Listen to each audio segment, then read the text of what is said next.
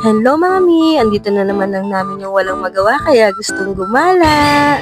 At dahil isa na rin tayo sa mga na-busy dahil sa graduation, so ayun na nga, nakagala na rin ang namin nyo at nandito ako ngayon sa Barangay Tigbe, North Sagaray. Matagal na pala tong adventure resort na to pero ngayon ko lang nalaman at ngayon ko lang napuntahan. Meron din pala silang entrance fee dito mga mi at ang daytime nila is 8 a.m. to 5 p.m. Sa adult ay 200 pesos at sa kids naman ay 150 pesos. Kung sakali naman na mag-overnight kayo mga mi, 6 p.m. to 4 a.m. at ang adult ay 250 pesos at ang kids naman ay 200 pesos.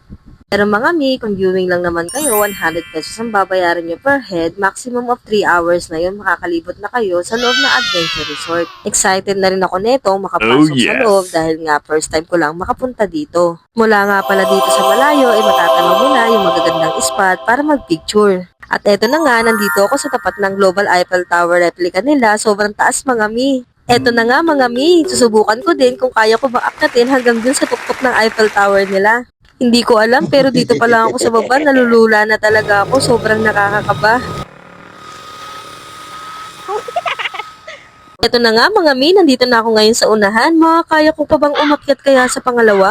Pero dahil nga bida-bida ako, aakyatin ko pa hanggang dito sa pangalawa kahit nanginginig na yung tuhod ko. Syempre nandito na rin ako kaya susubukan ko na din. Eto na nga mga mi, nakaakyat na ako dito sa pangalawa pero iniisip ko ngayon kung aakyatin ko pa ba yung pangatlo kasi sobrang nakakalula na. Pangalawa pa lang to mga mi ha. Eto na nga mga mi, sinubukan kong aakyatin tong pangatlo pero sa tingin ko hindi ko na siya kaya dahil nanginginig na yung tuhod ko at paliit na ng paliit yung dinadaanan. At ayun na nga, nagdesisyon na kami bumaba dito dahil hindi na talaga namin kinaya yung taas niya mga mi. Siguro sa susunod na balik na lang namin baka paghandaan namin kung paano namin aakyatin yung tuktok.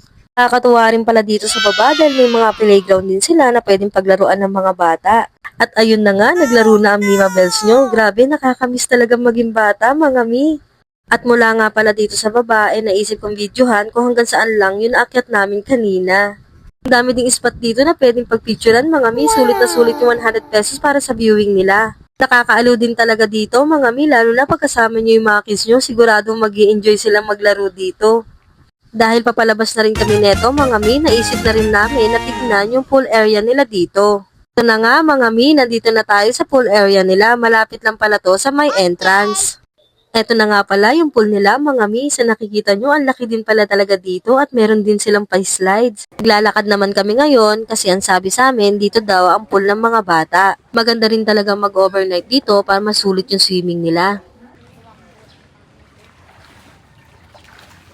So, ayun na nga mga mi, dahil tapos na rin ang namin yung maggala-gala, pauwi na rin ako ng bahay. Thank you for watching!